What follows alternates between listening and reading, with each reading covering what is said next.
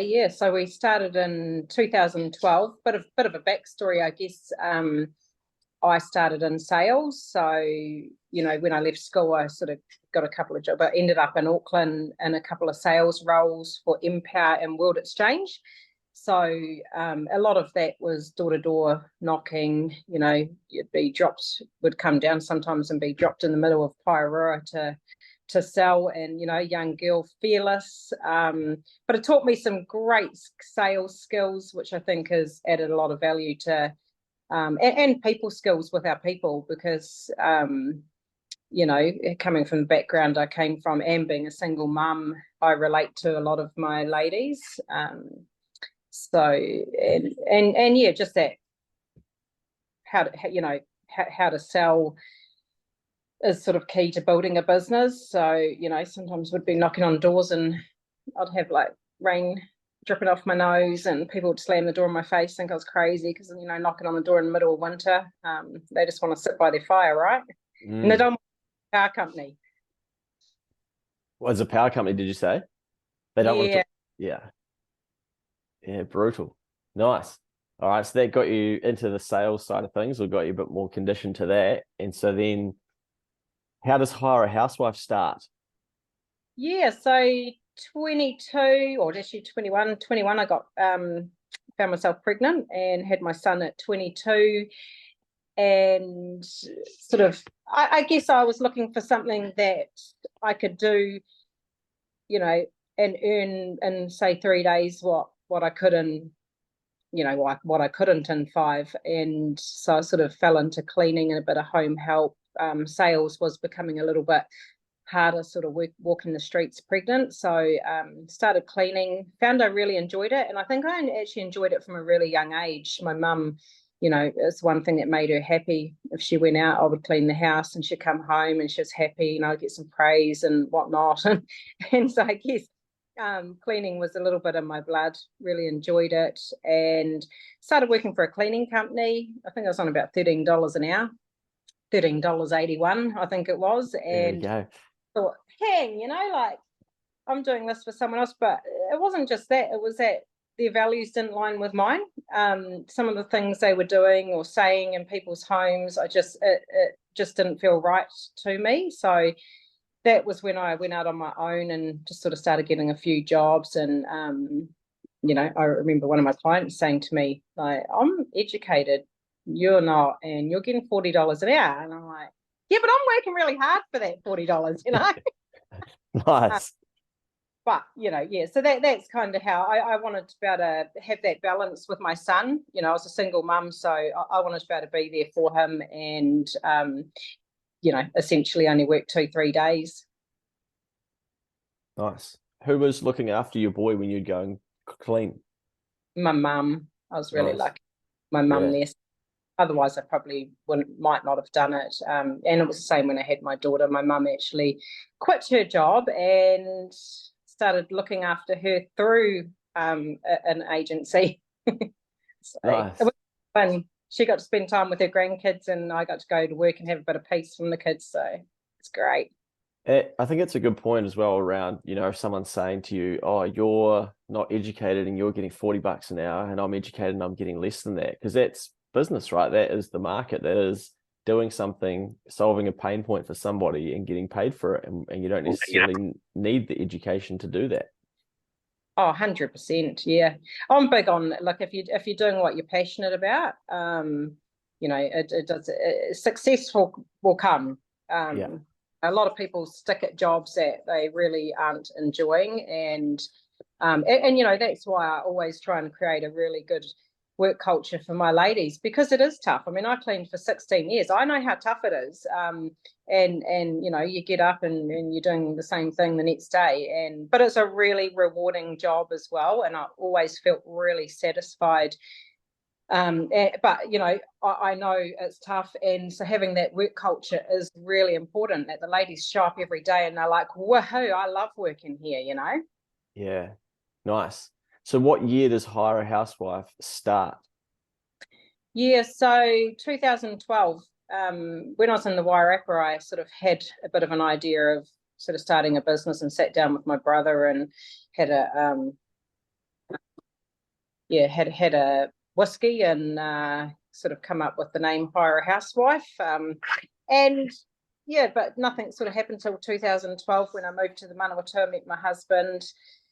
Um, so I sort of had to move this way because of his job, and then it sort of, developed from there. I put a flyer around and got a few, actually straight off, I got some really awesome clients, and they still support HireAHousewife to this day. They've been with me since day one, and sort of just built from there, really. Got a few clients, and then word of mouth, got a few more, and then kind of got to the stage where I was like, I might need to employ somebody to help me. Yeah. So it was just you for the first little while though, right? Yeah. Would you say that cleaning is a role that anyone could learn and pick up? Um, Maybe yes, not anyone. yes and no. Like, we've put a lot of effort into training our team, and I do believe that our team is I'm going to go as far as saying one of the best in New Zealand. Like, and that is because of the training. That's because of who we hire, the love that they have for their job, the love they have for their clients. Because we've spent a lot of time over the years working on our values, right? And having that respect amongst your work colleagues, having fun, and also, being a team player.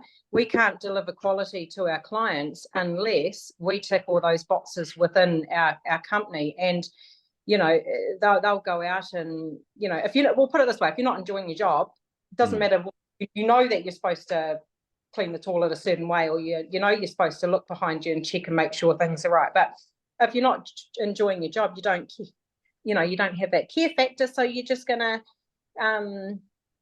Shortcuts. Yeah. Okay, so probably couldn't teach me to be a cleaner, maybe. I I think I'm teachable. I just don't know if I'd enjoy it. But anyway, so you do the grind to start with, and you start building up the client base, and then how long in do you take until you have your first hire? So I actually got pregnant with my husband and mine's first son. So he is 10 now. So it must have been about a year and a half in, and I wanted to have sort of 6 months off with him. I'd never ever had any time, because I had mum as well. So, when I had my daughter, I think she was 5 weeks old when mum started looking after her, and I just needed to get back to work. I've always said I love my kids more than any other mum in the whole world. Like, I love my babies, but I also need to work for my sanity. So I think I had 6 months off and employed a girl actually from the Wairarapa. She was living up here, Roxanne, and Roxy. So she sort of took over for me for 6 months, but we kind of got to the stage where I needed to come back. And I mean, at the end of the day, you leave if you stepped out of your business for 6 months, things wouldn't go 100% how you want them to go. So yeah. Is Roxy still with you now? No. Yeah. I was going to say that would be a hell of an innings if Roxy was still kicking around. And so once you had that first hire, did that sort of open your eyes or change anything for you, or make you realize like, wow, I could hire even more people? Or what sort of really sparked the journey to go, right, like, let's really scale this? I think it was, I've always been like, ever since I was a little kid, I've been driven very much so by having, well, like money. I've always been driven by money. I was 8 years old, and I was making those little cozies, old granny could put her teacup on it. And I used to go walk in my grandma's neighbourhood at 8, and I was selling 50 cents. I run down to the dairy and spend it all on lollies. But I've always had that drive to sell things and make money. And I guess for me, it's it was always the freedom thing. I wanted to have, I watched my dad work 14 hours a day, day in, day out. A lot of my girls here have great balance. Like, I'm really big on that. If they want to work 3 days, they work 3 days. If they want to work 2 days, they work 2 days. If they want to work 5 days, they work 5 days. So finding balance for myself, I guess, was a real driver. But I also wanted to, like if I want to go on holiday, or I had dreams of building a house on a lifestyle property and having some sheep and dogs and all the lifestyle property type dreams. And so I guess that was a real big driver for me, because I wanted that. Plus I wanted to be able to go on holiday or give the kids what they need, or if I didn't want to struggle buying a block of cheese, or I guess that was a big driver as well. That freedom, getting to that stage where I can work 2-3 days a week and still earn the same. Yeah. And you could see that cleaning was a vehicle. When I mean a vehicle, I mean like an industry or a way that you're able to do that. 100%. Yeah. Nice. That's pretty cool that you've got the drive of balance, and then you still allow then the people who come to work for you to have achieved that same thing that drove you to basically start and scale. Yeah. Oh, 100%. Got girls here who have said, I got one girl who said she looked for a job for a year and couldn't find a job around working school hours. And I'm like, well, my thing is, if I've got someone who shows up here at 8:45 in the morning and works their ass off till 2:45 and is a great fit in our team, why would I not employ them for school hours? Brilliant. All right, fast forward to today. How many staff do you have now? I paid, I think, 36 people last week. Jeez, that's pretty crazy, isn't it? I know. Yeah. And am I right in saying that would be 36 women? Yeah, you'd be correct. Yeah. And then poor old Pete, your husband, he get the runaround from the 36? Yeah, he does sometimes. I bet. We've employed guys along the way. And to be honest, if we, someone was a fit, it wouldn't, the gender's not a big thing to us. We hire based on fit. But, at the end of the day, they kind of last 6 months, and there's just too many girls here. It probably you got to be a pretty strong man to show up in, a pink office with pink walls and pink carpet and, pink toilet lino and enjoy your day with a whole pile of girls in pink. Yeah. Yeah. Oh, well, that's you're creating opportunities for other women. I think that's the cool thing and the exciting thing. And it obviously works. I struggle to look after and maintain one of them around this household. So I'm keen for some lessons here too. He managed 36. But so how deep into the journey were you before you really started bringing on more and more people and actively hiring and going, righto, let's keep scaling this? Yes, I think that was probably, 3-4 years. It would have been about 3-4 years, sort of started getting a few staff behind us. And then, because it would have been about 5 years Nat came on. Yeah, so probably about 3-4 years. Yeah. So I guess at that stage, your role completely changes, right? Because it goes from not only do you have to dig in and get the cleaning done, but then it goes to you've got to build enough work for all of these people to have a job and to fit the amount of hours that they want to do. Then there's the management of those people. Then there's the equipment. Then there's how they're going to get to the different jobs. I think the thing that I always find fascinating about your business too, and that many people wouldn't think about, is how many sets of keys you've got and fucking just looking after those. Yeah. You need a system for that. People lose their keys to their own house. You got how many hundreds of thousands of people's keys? Yeah, we've got a real good system around that. So, we had to get systems around that real early on. So, having them all coded. So, fielding, for example, you have F1, F2, F3, F4, F5, and then that's coded to a client, but only the girls, when they log into the job, see that key. So they sign that out and sign it back in. But yeah, odd occasion it's been put on the wrong hook and it's all panic stations. Yeah. But yeah, Nat started with us in our office in our old 1910 villa. So, I got to the stage where I was working all day cleaning because I could not stop cleaning. And then I was working all night doing the, rosters and the books and all the other stuff you got to do, and back then I didn't have a washing machine. Like I was still in my 30s and didn't have not a washing machine, a dryer. And so I was washing the cloths and then hanging them out on the clothesline, hoping that they'll be dry by the next day and all this crazy stuff. And yeah, hired Nat, and she basically started working out of our hallway with a snoring dog under her feet because we didn't have an office or anything for her to work out of. And my husband built me a 3x3 shed out the back that held all of our equipment. And but yeah, it simply got to the stage where we were like, none of my kids were at school on time. They were always 10 minutes late because the girls would be like chit chat, and I'm like, get the kids to school, get the kids to school. Wow. So we simply had to find somewhere bigger. So Nat came on, and that's basically your second set of hands, your admin person. She replies to a lot of your emails for you, all sorts of things, right? And help you like really get into systems and processes. Yeah. Yeah. And then, so obviously then you get out of the home environment and then take the first lease. Is that right? So Nat first, then the lease? Yep. Yeah. That's pretty cool. So you were able to do all of that, then buy all the equipment too, and then keep hiring more people. Where was all this work coming from? Was it word of mouth and snowball, or?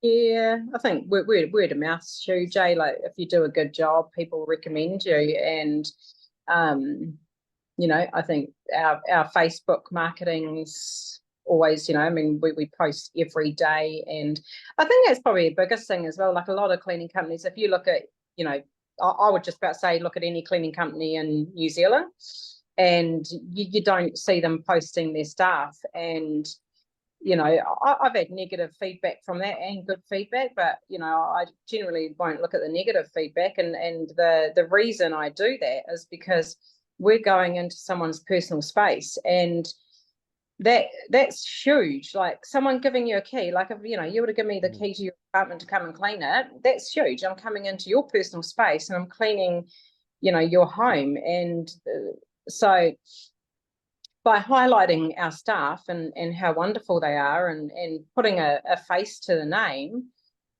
builds trust. Because and it's testament that we've had some of the clients have been with me 12 years. Yeah, nice. I saw something recently. I was talking about Airbnb, and someone said to me, "Are you serious? Do people rent their houses out? What do they do with all their belongings in there?" And I was thinking, geez, what rock have you been living under? But they were like, "We would never do that. Like, you can't have strangers come into your home." I'm like, it's like they woke up and they realized they're in 2024. But that'd be mind blowing to know that people hand over their keys to have them cleaned every fortnight. It's the stress that relieves, right? Like I would Yeah. hand over a million times to get my house cleaned and just come home and not have to worry about anything. Yeah. And I think it's just on that, that the ability to buy some of your time back by having somebody clean it and do it to a standard that you wouldn't do yourself because you resent it or you begrudge it. It's such an important thing for business owners to realize that's an area where you can basically swap some money for getting time back so that you can keep focusing on the things that do bring you joy or are going to move your business forward. And I think that's why you've got so many customers, right? Because people then get into that mindset of, okay, I can get my time back, or I just don't want to do this, but there's a service that allows me to not have to. That's right, 100%. Yeah, you've been pretty active on social media for as long as I can remember, going back to even like 2017. You never shy to run ads or post content and things like that, right? So you've been pretty consistent, given it's now 2024. Yeah. And what's your email database up to? You regularly send out emails, right? Oh, look, I'm probably not as good at the whole MailChimp email thing as what I should be. I'm trying to get a little bit better there, but I think the MailChimp's about 3,500. Yeah. But yeah, I try and sort of every couple of months send a special out, or with the extra support in the office. That is where my focus will be, is sort of sending those regular specials out, and I've sort of upped my marketing a little bit as well. Nice. So the specials would be something around like having your barbecue cleaned, or your deck outside, getting ready for summer, those sorts of things. Yeah, well, a lot of them are sort of half-day specials as well. So we do a lot of sort of half a day to executive housewives, 400 plus GST, and work through your priority list, or things like that as well. So talk us through that. So you basically would say like you can we can send people around and you give us a to-do list of what you want done and cleaned, and here's your fee for that. Yep.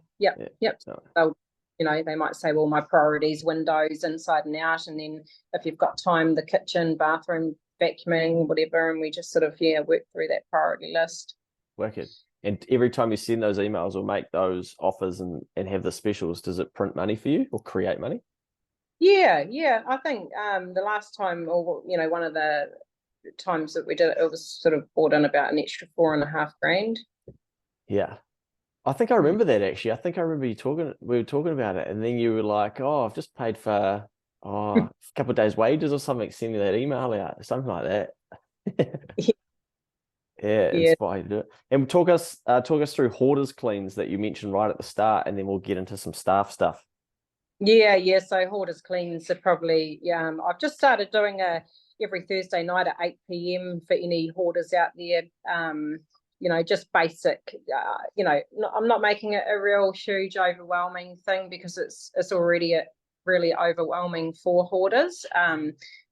So it's just little bite-sized tips at 8 o'clock every Thursday night for, I'll probably do it for a few months, maybe ongoing, but just give them little tips on what they can do to sort of start the process. But it's just, for us, probably one of the most rewarding jobs we do, alongside fabulous money. The hoarders cleans are really good money. You've got, your teams there. They might be there, 3 to 5 days solidly. So, whenever you're somewhere for that long, it is, more productive. And but the team takes great pride in them as well, creating spaces, and listening to them buzz around those ones is just like, it's one of my favorite parts of the job, actually, is just listening to the girls and how happy they are. And the last hoarders clean they found a piano. Wow. Do you know what I mean? Like, they're like, under everything there was a piano, and on top of that piano we created this amazing space, and we found candles, and we did this and that, and we found all the husband's records, so we did another corner of just music and records, and then we found Buddhas and this and that, so we created another space over here for her, and we put a chair there, and that's her calming space that she can go and sit, like, it's really cool to be able to do that for our clients as well. And are those people, are they coming to you asking, like that lady, for instance, or is someone in the family saying, hey, can you guys come and help mum or grandma, etc., in this instance, tidy it up, or what? How does that come about? Yeah, it can be a bit of both. So the last one we did, she reached out to us, and the one before that, the council had ordered it. So that was through lawyers, and they're always a bit tricky, because they're not really in the mindset of, I want this to happen. It's very forced, so there needs to be a lot of empathy that goes with those ones. We'll get to staff in a second. Just thinking back, I remember we had a conversation a number of years ago when it really started to get jobs spread out over the Manawatu, and talking about like really making it efficient, so that let's say Sally wasn't going from Palmy to Fielding, and then from Fielding back to Palmy, but then they had to go back to Fielding a second time, and things like that. And trying to get that more efficient was then going to improve your margin, because it's time where they're not doing the cleaning side of things, right? Do you feel like you've mastered some of that now? Yeah, it's always sort of, going to be a bit of a thing, but generally overall we use a system called Jobber. So it actually has GPS points on, so I could pull it up, and I could see where everyone is, and then you can color code your staff. So might have a team that's pink and a team that's blue and a team that's green, and then I can see the team that's pink's going here, here, and here, and then, oh my gosh, they're going all the way over here when the blue team's over here. So then I can just tweak that, change that to the blue team, and the blue team might be starting over here, so then I can add that job to the pink team and have them just in one area. So it's a fabulous system. We basically run the whole business off of Jobber, and the reason why we've only got two sort of admin, operations, Nat's operations now, and Kim's accounts. But it's the reason why we've only got 2 admin team at this level. Yeah. Nice. Okay. And because I remember a long time ago, scheduling for you was a big part of your role, right? Rosters and scheduling, basically. Have you managed to pull yourself out from a lot of that? Oh, you know what, Luke? I've always said I'll never ever be able to remove myself from that. Anyone that can do that job, right? But this is a big development. Is that we hired Kim at Christmas, and she's fabulous. She does basically all the accounts, the reconciling, the following up of accounts, and she does my rosters. And I'll never stop looking in them and be like, oh no, this girl needs to go with this one, and these guys work better, and I know she'll want to be with her, and I know these guys get on, and so I'll put them together, and I'll always, no one will do it 100% how I will, but it's she puts the time in, and it is a lot of time and effort into getting it to the point where I can just look at it and be like, oh, I like that looks fine, or oh, I'll just tweak that. Geez, who would have thought, eh? Letting go. I know. Nice. Hey, so let's dig into some of the staff side of things then. So 36 team members now, and I'm sure some have come and gone along the way. So you would have employed more than that over this decade and beyond. What have you learnt in order to get the right person for the role? Oh, look, I think one of my big lessons is probably the biggest is not hiring out of desperation. Out of desperation. Yeah, I joked and said men for a second. Yeah. Oh, yeah, don't hire men. I sometimes joke with our clients who cleaner's not that great, and I was like, and he just doesn't do, and I'm like, hey, like I'll stop you there. That's your problem right there, is you've hired a man. Love it. So not hiring out of desperation, do you mean that always kind of trying to find the right people, or so that you're not at a point where you're like, shit, we need more staff? Yeah, so I think we always got to that point where we were like, shit, we need more staff. What are we going to do? And then, the first person that came into the office and they seemed like a good fit. But there was a couple of things that maybe it was their energy or, that not 100% a good fit. So, but we'd still hire them because we needed to get the work done, right?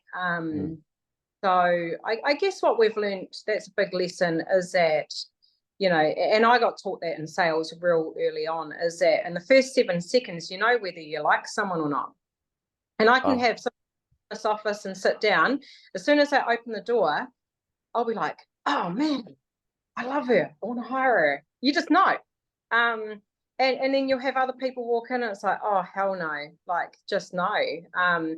And but that sometimes can change on talking to people as well. Like, I think one of the first questions we always ask, someone will sit down and I'll say, so just tell me a little bit about yourself. And, if they run their ex-employer down, that's like a big alarm bell for me, because that is going to be me in a year's time, if I'm lucky to get a year. Yeah. And if there's a lot of negativity around the stuff they're saying, because people are real open, right? Like the stuff they'll tell you when you ask them, tell me about yourself, can be quite enlightening. So you get a real gauge of whether they're going to be a fit or not. And the biggest thing for us is finding someone who's a fit. And we kind of over the years, we have made mistakes, and we probably made another mistake a couple of years ago with wrong hire. And so we changed our process. So now, like if Nat does the hiring, like she might do an interview and I'll say to her, oh, yeah, so how did it go? And she'll be like, yeah, no, really good. Like, I really like her. Maybe her energy was a little bit, not as like sort of get up and go. And I'll be like, oh yeah, so I'll ask her a few other questions, and then I'll say to her, so you want to employ? Yeah. No, I think, yep, let's take her. And so I'll ask her, would you take her into our top client's home? Oh no, probably not. Okay, so if we can't take all of our girls into our top client's home, we're not employing them. Nice. So we're not just going to shove them in on a spring clean and be like, well, that's okay. We can employ them for spring cleaning or builders cleaning or this or that, but we wouldn't take them to, oh no, we wouldn't take them to his house. No way.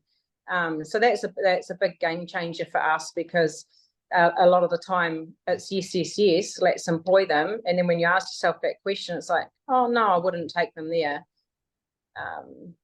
So our goal is to be able to take every single one of our teammates into our top client's home.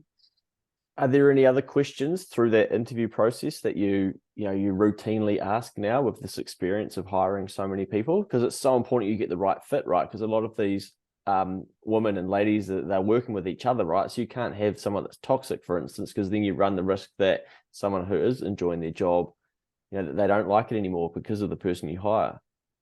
Yeah, I think one thing of that, because I've been around so many people, and I am, and I don't know whether you want to call that a skill but I have, like, for example, I could walk into a business meeting. There could be, okay, this is a great example. I walked into a business meeting, right? It was not, but it was actually an end of year business meeting, and if she's listening to this, it's not going to be ideal. But when I sat down at that table, there was like 15 business owners, right?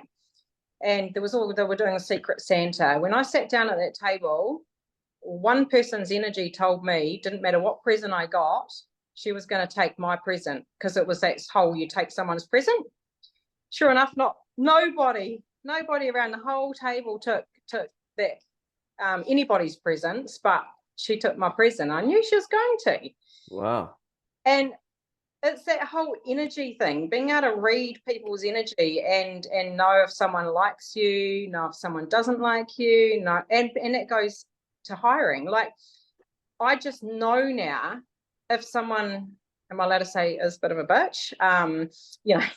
Like I know if she's going to cause trouble in my team, just through her energy. And you can read people, body language, their eyes, and so I kind of want to tell you that we hire very much based on that whole energy, the stuff they say, and because of it, I have 35 other women out here who, they don't have any drama. Like, you just don't see that, right? No. And we have had drama over the years, and it's because I've made wrong choices, and I've known when they sit down in that interview chair that they potentially could be a bit of a shit stirrer. And you hire anybody who is a little bit negative or has a negative mind frame or could be a little bit of a shit stirrer, it's going to upset your whole team. Yeah. Wow. Man, HR people would listen to this and be like, no, there must be a set of questions. You can't tell people to hire based on energy. How can you reteach that? It's not doable. I mean, I have standard questions, right? Like, there's standard questions I go through, and just because I have to, right? We're in an interview, so you've got to ask them all your standard questions. But I don't hire off of the standard questions. I hire on that energy, that looking. I mean, if I'm sitting here and I'm interviewing someone and they won't look me in the eye, like, why are you not looking me in the eye? Like, I'm having a conversation with you. So if you can't look me in the eye, there's something maybe a little bit dodgy going on here. I don't know. I love it. Well, it's working. It works for you. And that's the thing. We've all got to find our own, way, right? But it obviously, it works. I wonder if part of it as well is, the energy, it's attitude. So then you're picking up on their attitude, because this role is so attitude determined, like based on attitude, right? It is. And we have had cases where, we've had, also hiring that, we brought a lady up as a quality manager, and having someone in a wrong manager role as well can upset everyone. Like, we were losing staff, like, and we couldn't understand why we're losing so many staff. And having someone, just because they might be whatever on paper doesn't mean that they actually have the people skills to be able to manage staff. So, I think it's a huge bigger picture as well of who's managing the staff, and even me as an employer, like I want to be good cop. Like, I'm done with being bad cop. Like, I want to sit down with the girls, and I don't want them to be scared of me or anxious. So I want to, to be able to sit down and say, how was your day? You enjoying your job? You want a drink? You want a bit of cake? I want to be the fun cop, not the bad cop. So, and I do that all the time. The girls will laugh, they'll come in and be like, oh, I've got to sign out some product, and I just take it. And bloody Anna, she's always, have a little joke with them. But, I'm all about, I mean, you can't break all the rules, but, just having a laugh and getting someone else to be the bad cop. There's someone who normally comes to this call and they can't because they're dealing with staff today. But one of the things they were telling us recently is that they got their biggest job to date in business. And one of the staff members said, like, oh, when are you doing that? And I said, oh, it'll be October. And they were like, oh, glad I won't be here for that then. What do you reckon of that energy? That is not good energy. That is not supposed to fit in the team. But in saying that, you can turn people around, How do we do that? Well, you've got to create the culture. If I look back 12 years, we didn't have the culture we have now. And it's little things, it's the things we do, I mean, and hiring intentionally is huge, but, there's this, we do Star of the Month. So just, like, every month, someone who has stood out, we give them $100 food voucher, and they can buy whatever they want for lunch with their teammate, who gets rewarded as well for just working with them for the day. So they both get lunch. It can be as simple as taking I don't know if he's got a boy, cruise of boys or girls or whatever. Well, I assume boys. Taking them a pie for lunch and a donut, that stuff all goes, it only sounds little, and it is little, but, at the end of the day, these guys are making him, and any business, like, the business owners making probably a little bit more than them. So, taking them a pie and just saying, thanks, appreciate, I'll take the girls a V. That's a lot of them drink that crap. But whatever, take them a pie and a V. Thanks. Yeah. Having a pizza, drinks. I just took all the girls out to local restaurant Strong Room here in Fielding, and we had some, a little bit of food and drinks, and then took them to a band up the road and put a bar tab on and had a dance with them. I don't usually do that, and I watch what I drink, by the way, because, I've still got to come in on Monday, and I'm a professional boss. So, yeah. But, we do that sort of once a year. Just things to, like, I know our girls feel a lot of pride around the community stuff we do, and it makes them feel, part of something really special. Yeah, awesome. Talk about that briefly. What you've done around Christmas time. Yeah, so we do paper bag presents at Christmas, and so this year we got Melody's New World in Palmerston North. They donated 2,000 bags, and so the idea was simply put a bag in our clients' homes and give them an easy way to donate some presents to kids in need at Christmas, and it sort of grew from there. And the local Flooring Extra team here, she's fabulous, Georgia. She helped me sort and deliver, and I guess it's kind of become now a bit of a way to bring the business community together. Like, the local business chamber got on board and the Palmerston North Airport, like ridiculous amounts of presents they dropped off. Just, they put all their sort of, money they collected this year into presents and brought them over to us. You got Ray White, who did a Give a Little page that got a sort of $1,000 there, and then they brought all their presents over. And FBI and Fielding, which is a local business group, they donated $1,000 for food. So it's become quite a community thing where everyone sort of comes together at Christmas and donates. And then it kind of got that big that we decided we'd split it into 3. So Women's Refuge, they really struggle at Christmas time getting presents. So we added a tick box system. So it goes into a client's home, they can tick who they want it to go to. So if they want it to go to Women's Refuge, we're simply just the middleman. So we deliver it to Women's Refuge, and if they want it to go to paper bag presents, it stays with us. So, and then we sort of distribute it where we think there's a need. So we had about I think it was about 115 to 130 kids, individual kids, that we sort of bagged up, you know, a bag of food and a bag of presents from Santa, and then we support Manchester House here in Fielding, so the rest of it, or whoever ticks Manchester House, goes to them. So it's become a bit of it, and the ladies love it. Like they just goof off coming back at the end of the day and bringing their piles of presents in, and the whole office is like full of presents, and you know, we've got to load the boots up, and the local school got involved, and it's become a bit of an event. Far out. How about that? Are you providing for people at Christmas for, you know, just starting with a simple idea of let's leave a brown, I think they're brown paper bags, right? And at clients' homes, and then this bitch is still taking your present off you at the Secret Santa at the dinner. That just shows you life is unfair. There will always be people that will come for you.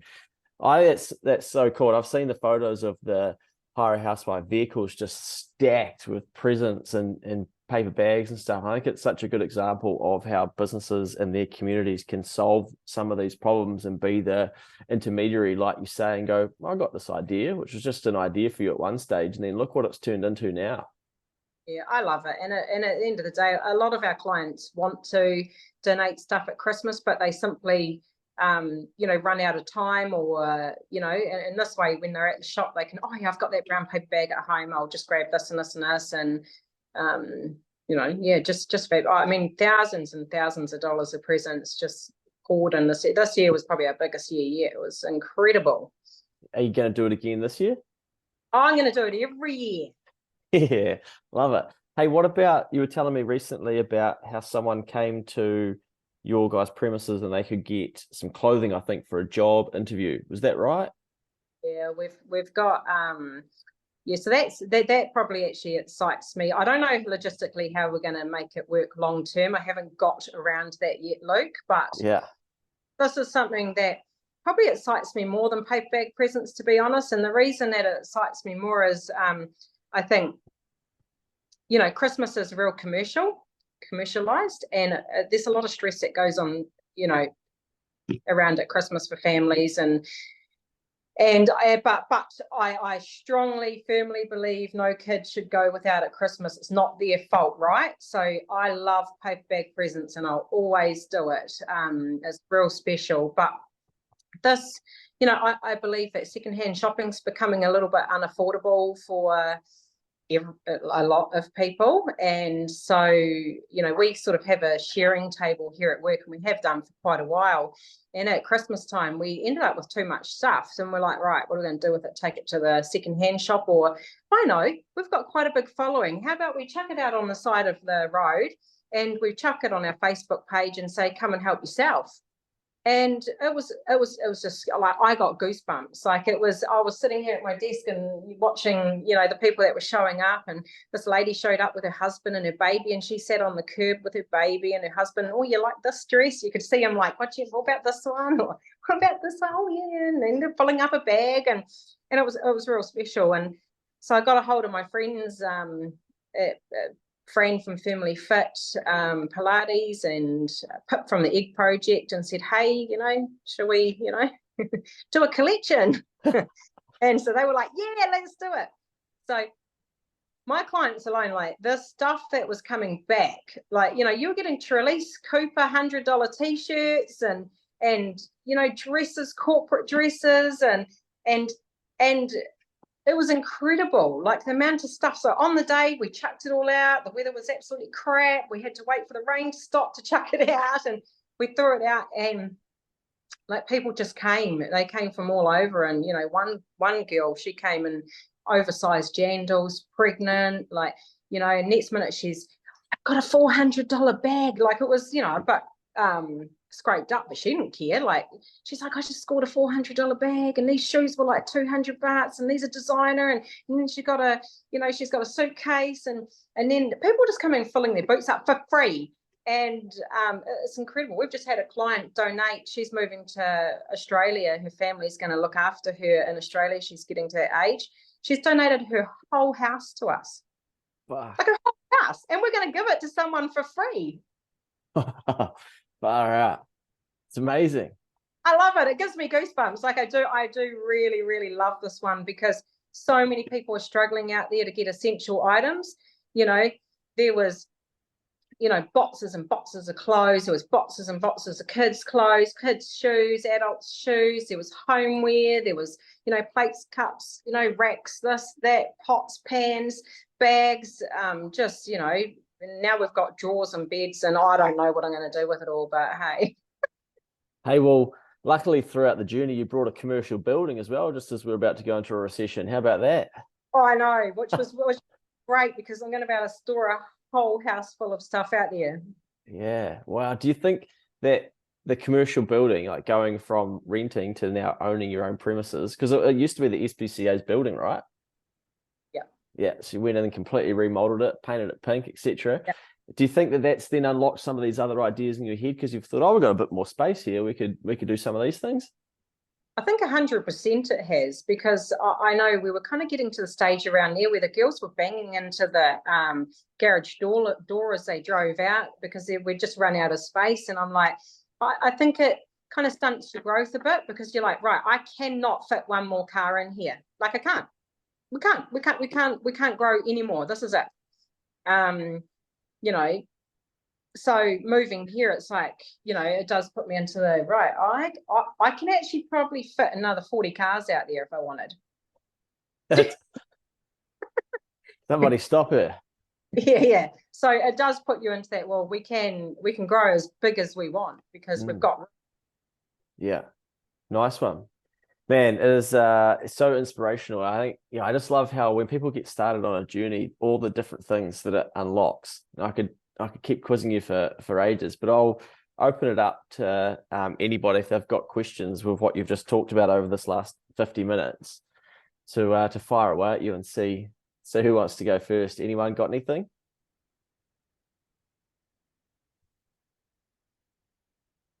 No one?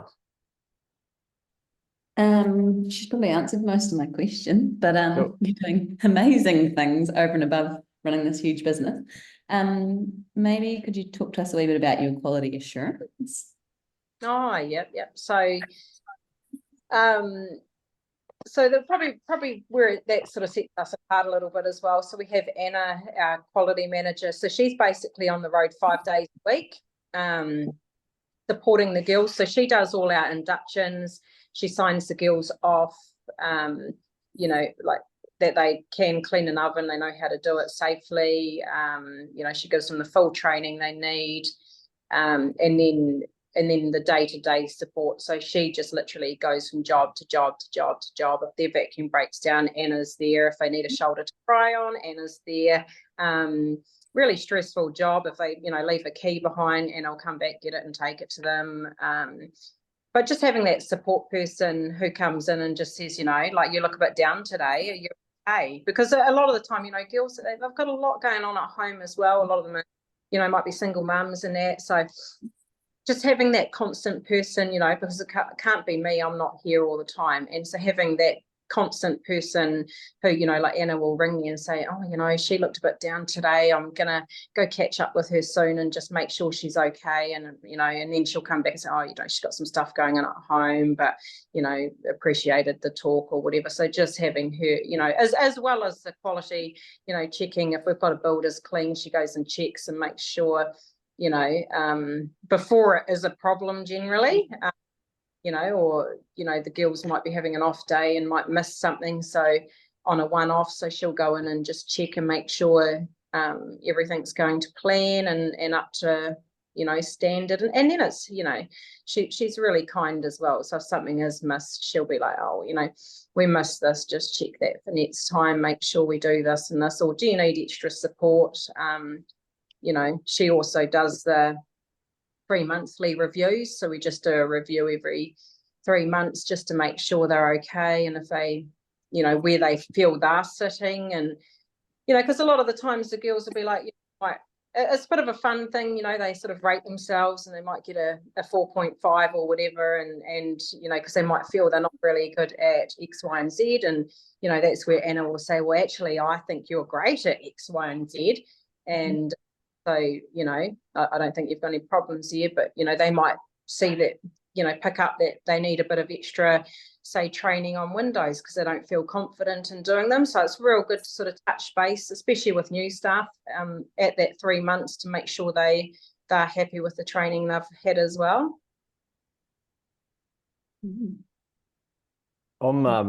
I'm surprised we've nearly spoken for an hour, Natasha, and you haven't mentioned the word manuals. I feel like that's one of what you're most proud of in the business, the manuals. I am really proud of them. They months to develop, yeah. And I'm actually developing training videos now, Luke, which are really cool. So we've done, me and Anna have sort of going through each sort of, kitchen, bathroom, lounge. And so we've done full training videos with our videographer, Rob Edwards. So, and these are just, on our Facebook, our Executive Housewife Facebook page, so they can, if they want to see how to tackle a, hot wash, or how to clean a toilet the housewife way, they can go back and have a look at these videos as well. So have you got, is that like an internal training database, that page that you talk about, that they can go and have a look at, or is it public? No, not public. No. Yeah. Giving away secrets, Luke. I was going to say, geez, you're too generous. People will be coming for you. They're scaling up their own HireAHousewife. Oh, look, I could be. I'm pretty confident that I could give everything to someone, and they, they'd still need our help. Yeah, good on you. Well, you've thought about getting into franchising or different areas and stuff like that too, right? And I think it's still on the radar to have a crack at. Yeah, it's still on the, on the radar. Future wise, yeah. So how do you deal with the ladies when they're not performing, or they suddenly like dip and it's not, what that they'd normally be capable of? Yeah, so what I do, Luke, is I put them with,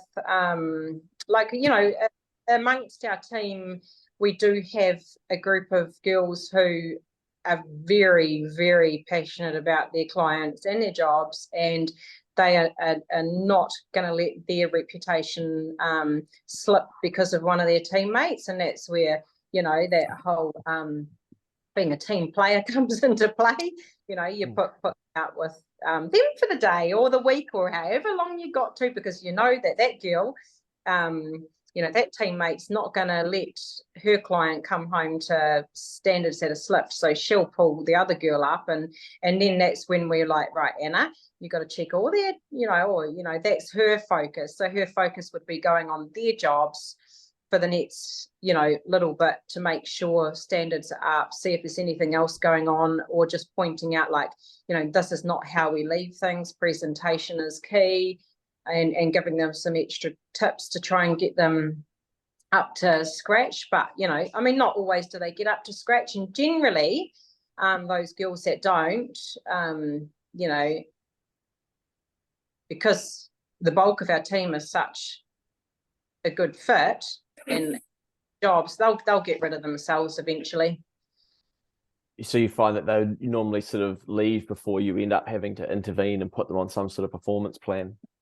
All the time. Yeah. Wow. What's that? Just happened a couple months ago. She perform where we needed her to. Nice girl. She was a fit in our team, I guess, but not. Sort of over the, sort of first 3-4 months, realised that probably just couldn't retain things and just couldn't reach the standards we needed. So, you try and support them best you can, but at the end of the day, she got rid of herself because she couldn't handle the pressure of what she had to deliver. Yeah. Well, it's pretty impressive, right? The team's at that scale and they care and they're so proud of what they do now that basically people can probably feel in that environment like, oh shit, I'm not, like, I don't level up to this. Yeah. Oh, it's great. Like that's one thing I'm just extremely proud of. It was just a couple of months ago, one of my girls said to me, this job saved my life twice now. And, things like that just make it all, or woman empowering woman. I've heard the girls talking about that. And, when I hear them talking like that, I think, like that's probably mostly what I'm proud of, because it hasn't always been like that. That's through mistakes I've made. And, like I said, we're very intentional about who we hire now, and that has made a massive difference. But also, I guess a lot of business owners, a lot of them don't do those small things like, hey, thanks for, this week, or thanks for today, really appreciate that, because the thanks goes a long way. And, we're a team, we're not staff or employees, or, I try and avoid those words if I can, because even in my Facebook posts, like, we're a team, like we're all, and they all feel part of a team, because we always say we're a team. Yeah, awesome. Sorry. You're right. Sorry, kia ora. Sorry, I was also late. I just had to sort something out with work. Just randomly, I'm assuming it's a cleaning business, and you've just about your manuals and your training and stuff. Do you streamline like how you do your things? So like all the girls clean the ovens one way and that's your way, or the windows are cleaned one way and that's your guys' way, or do you kind of let other people do their own little thing? Like, I know we clean the ovens like this, but I got a little trick that I can, you know what I mean? Or is it just kind of streamlined? Yeah. So we have, I've spent months and months putting our manual. I've spent months and months putting our manuals together. So everyone is trained exactly the same way.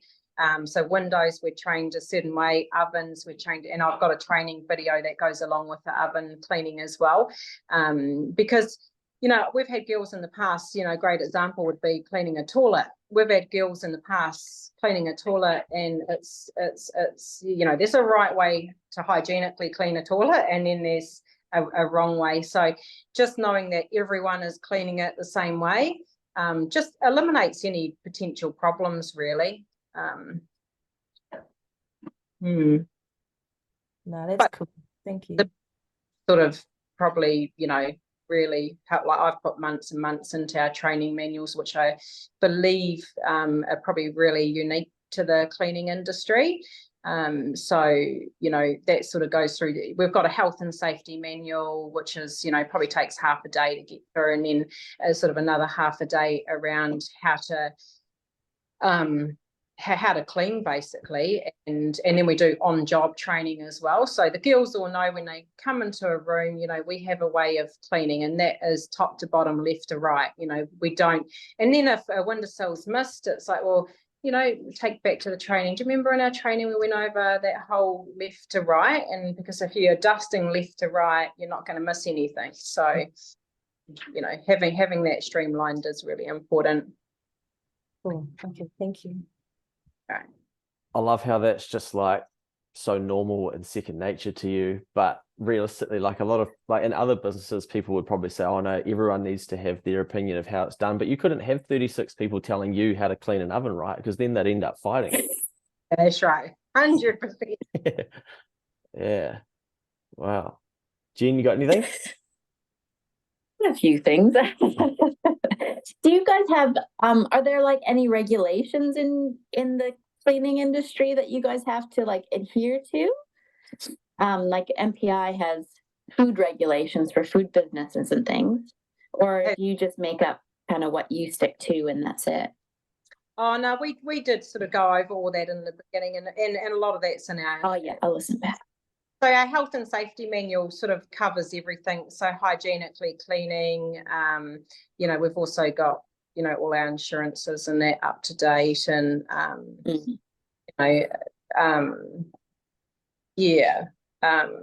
so health and safety manual sort of has a lot of parts to it to cover, the cleaning part of things, and then the safety or the clients, we also have job forms on every single job as well to cover things like, if there's animals on properties, and so any potential issue that could arise, we try and sort of tick that off through our health and safety manual or in our job forms. So each client has their own job form as well to cover off any health and safety potential risks. If you could go back and restart everything over again, is there any like major things that you would do differently, or that you think back and you're like, oh shit, I would never do that again? Yeah, I think it's probably just those, but they're all lessons as well. I'm big on, like you make a lot of mistakes in business, and would I change anything? Probably not, because now they've all been opportunities for learning and growth and putting different systems in place. And there's no, when I was starting business, it was a bit scary because there's no place that you can go to and just be like, right, I need manuals, I need health and, there was health and safety places, which I did sort of, delve into. The chamber's been a great help, but just having, oh my gosh, what was the question? Would you change anything? Is there anything you think back on and go, oh shit, I would never do that again if I'd started over?